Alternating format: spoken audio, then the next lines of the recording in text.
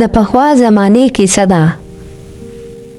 د خټو یو زوړ کور، د کور مخې ته یوه تنګه کوڅه او په انګړ کې یوه سپینه چیلۍ. دا چیلۍ عامه چیلۍ نه وه. سترګې یې ځلېدې، غوږونه یې تل ولاړ وو او داسې به یې کتل لکه د هر چا خبرې چې ثابتوي. د کور د خاوند نوم شفیق و. خلکو به ورته شفیق کاکا ویلو. شفیق کاکا نه، شفیق شکرې، ځکه ډېرې خبرې به یې کولې او هر وخت به یې خپله چیلۍ ستایله. یو سهار شفیق له کور نه راووتو، لاس کې یې کوچنی لوښی نیولی و.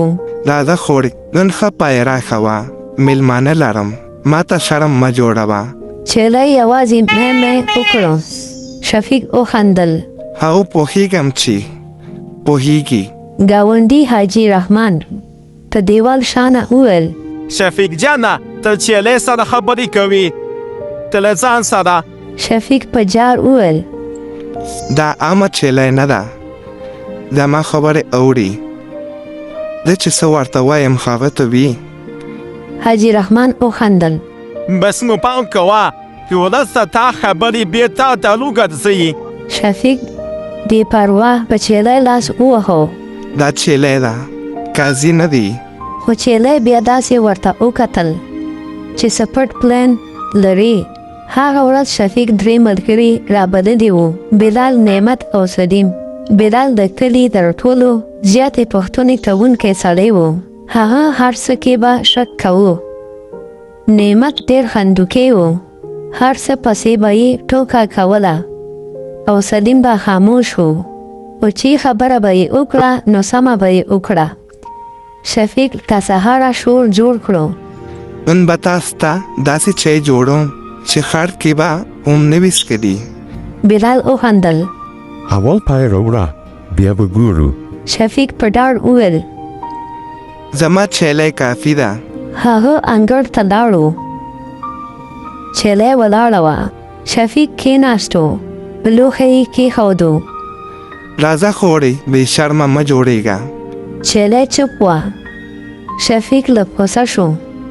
ګوره، میلمانه مې راغلي دي. چیلۍ ناڅاپه یو قدم شاته شوه.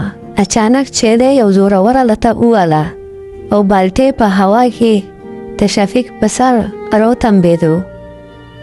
شفیق چغه کړه. میلمه آواز ورکړو: راتګ سړي چیلۍ هوټل کړی دی.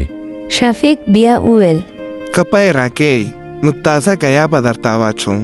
چیلۍ راسه راخسه او منډه یې کړه. سیده د سبزۍ په باغ باندې ورله او سبزي خوراک یې شروع کړو. شفیق په چغه وویل: دا زما 3 میاشتو محنت دی. چیلۍ مې وکړو. داسې وویل: زم د 3 میاشتو نه ستا خبرې اورم.